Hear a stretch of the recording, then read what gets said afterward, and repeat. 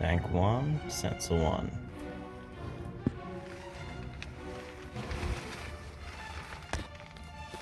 Bank 2, sensor 1. Bank 1, sensor 2. Bank 2, sensor 2. O2 sensor tool. And my 4 new sensors. And as a precaution, as always, disconnect your battery terminal. There we go, right way. So that was surprisingly easy to come off. I've seen lots of videos where they're really fused in there. They sometimes shear off and snap. But this really just undid so easy. It's the first of 4, so I'm bound to run into a complicated one soon. So there we go. Let's just pop this guy out. Okay, we're unplugged now. You can see the old one. Really rusty and burnt out.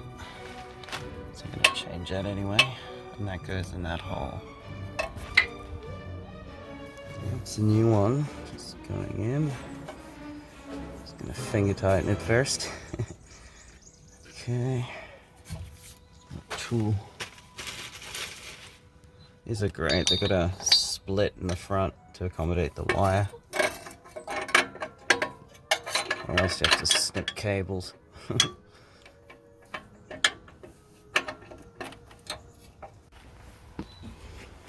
Okay, so we top side again. I popped the cable up before so I could find it easy. There it is.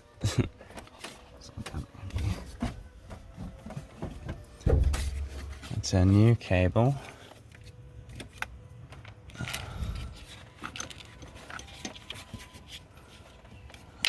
And that's our old one there.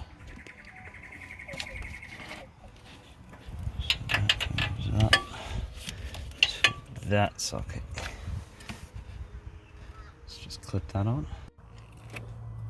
So the socket unplugs from that, makes it a bit easier for you. And I've got this annoying little black clip that you got to push and pull out. It should just line up like that. In theory. Come on, man. Please don't be a rewire job. Damn it, there. Look at those slightly different sockets. Fuck. So I now have to cut 4 cables and re-solder and re-crimp them to the original plug, which I just dropped down there. So I told you there's always something unexpected with a Jeep, and that's one of them. Let's get to that optimistically. Now they do color match, but take note of their positions. There's 2 white ones over there, you can see. So don't just snip the other one yet. Correlate this plug with the positions on the new plug. There, like so. Okay, what I've done here is cut everything but one of the white wires, so it's easy to correlate them back to their positions here. I might trim this back as well to give it a more similar or comparable resistance. Too much wires adding extra resistance. You don't want that on a sensor. So try and keep them very similar if possible. Okay, now with the old plug attached to the new sensor, we can attach it to the old original plug here. And they should clip in, of course. Slide it back into the rail. Now we're going to test it. No point doing all 4 first and then working backwards to troubleshoot, so we'll do one at a time. Just remember to reconnect your battery if you want to test it, and then disconnect it again afterward. It's just good practice.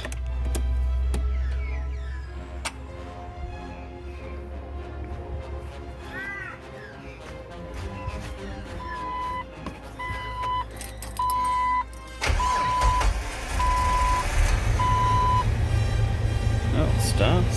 Sounds good. It always did that though. Let me just get my OBD sensor and I'll do a diagnostic on sensor 1. Okay, I've confirmed that that one's getting power to it. The signals aren't right, but I don't expect that because they're all out.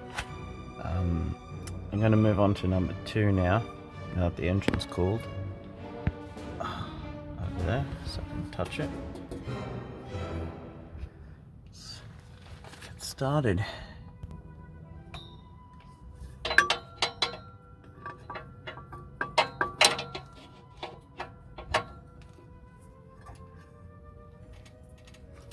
Ooh, this one's way tougher. Okay, I'm gonna have to tap that a little with a hammer, very gently. I'll whack a bit of a WD-40 on there, and then just gently tap it backward and forward to try and loosen that rust without snapping it directly.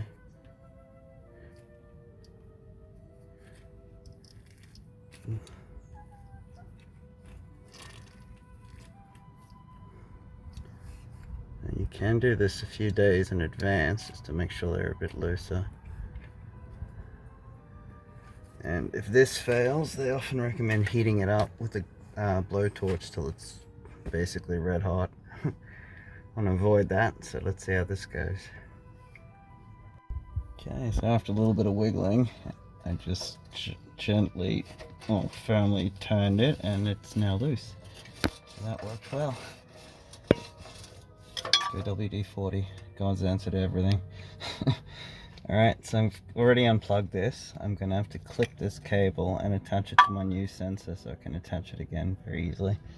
And its plug just dangles down here. So I won't be working top side, I'll be working down here. Alright, I'm going to cut that.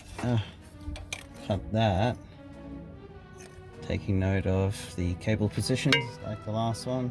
I'm going to twist them on, add solder, shrink it, wrap it up in tape and plug it back together. Then I'll proceed to bank 2. So to reiterate, the reason I'm cutting the plug in the first place, you can see they're identical until you notice the rails on the side there. They're offset by about 5 mil, maybe a mil. It's really inconvenient. So I'm going to go ahead and just lop off that old plug there and put it on this new probe.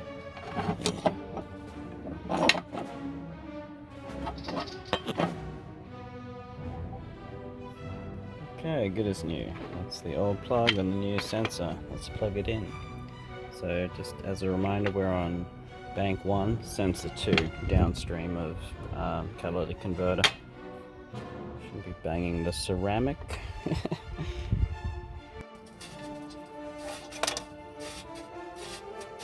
Got it.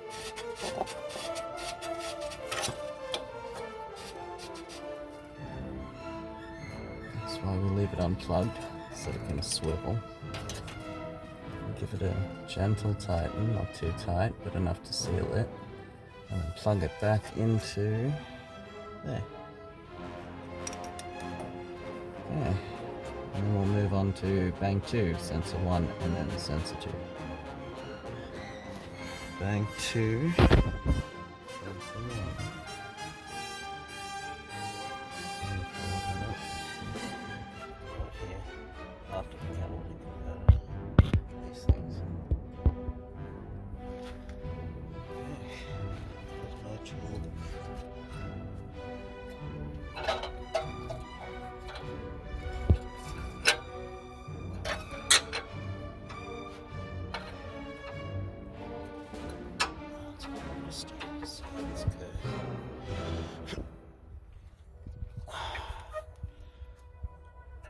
It's moving.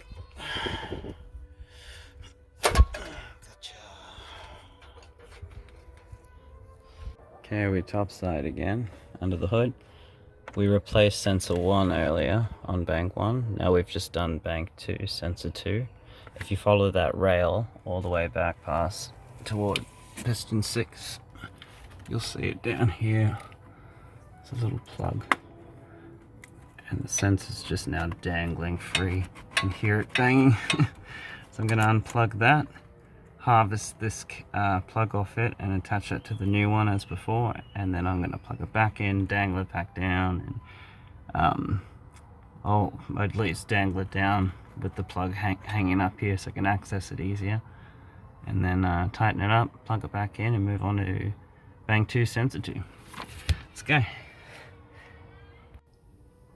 And because Jeeps are a fucking nightmare, they have many models and many variants within each model. The previous plug didn't fit, even though it was the correct part number. These plugs fit on the new sensor for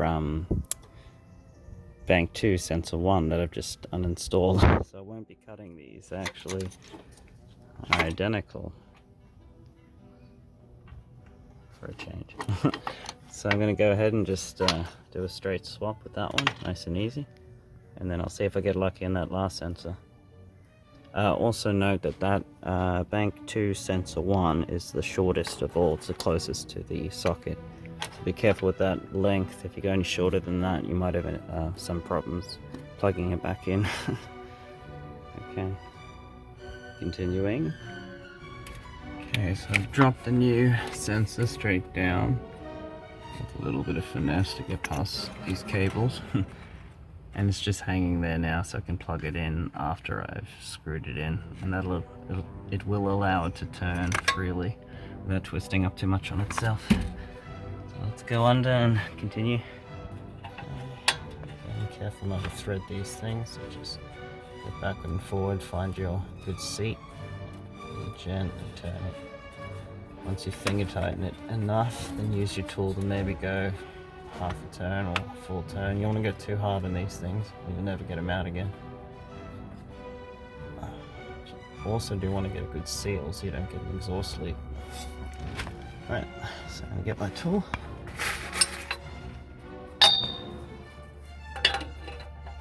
Back on there.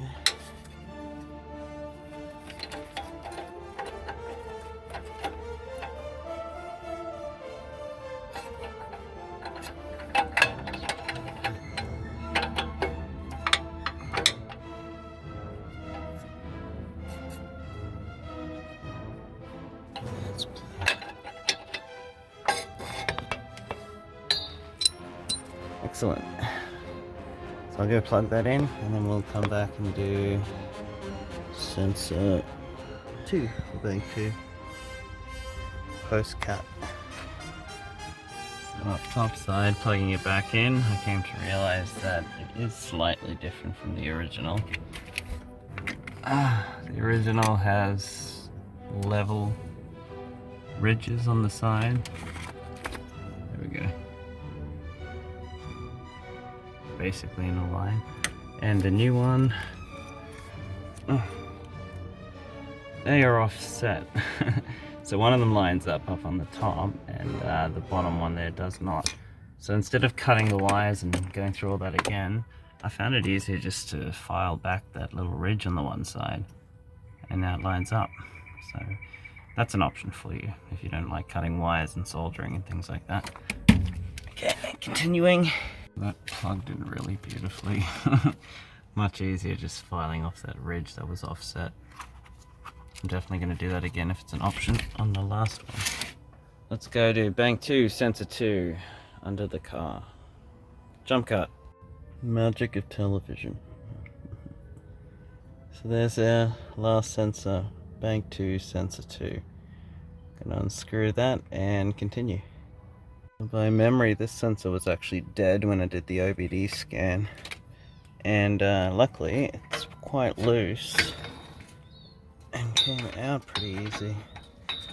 So I'm going to pop that off next.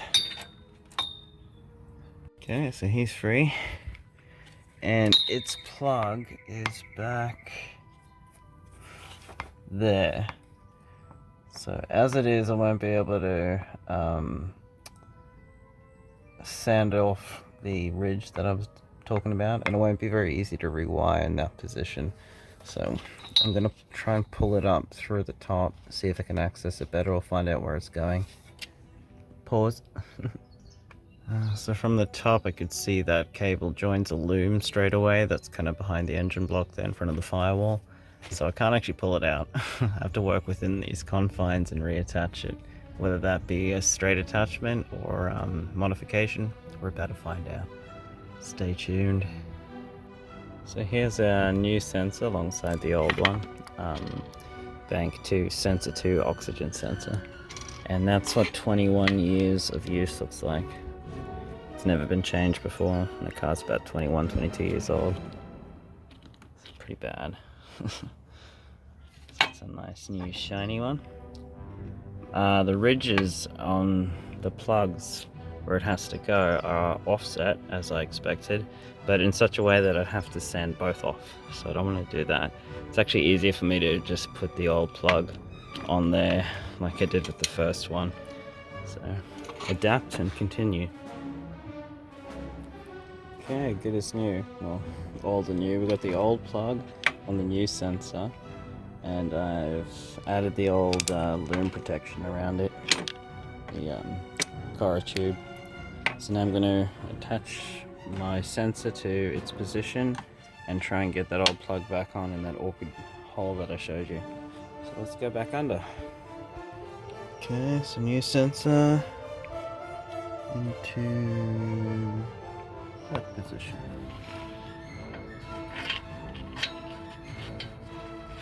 Again, take your time. Better getting it right the first time.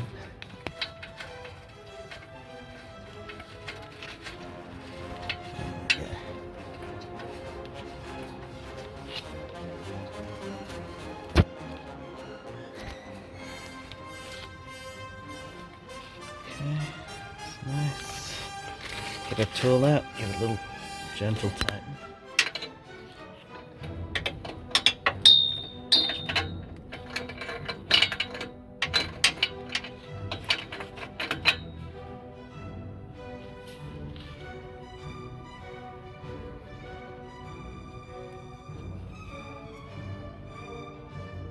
Should be fine.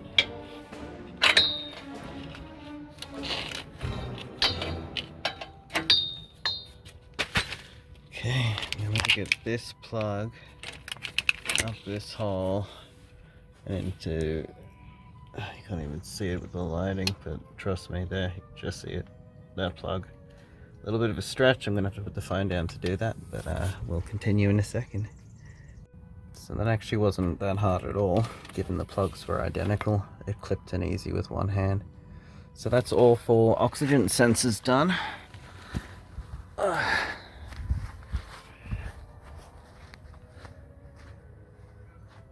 Okay, now we're going to test her out. Now that we've finished work, remember to reattach the battery, or you won't be able to test much.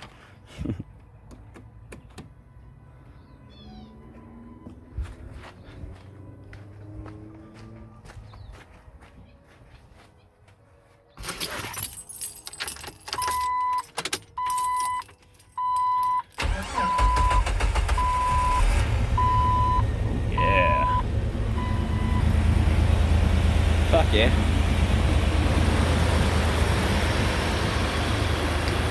And that is how you change 4 oxygen sensors on a Jeep TJ 2001.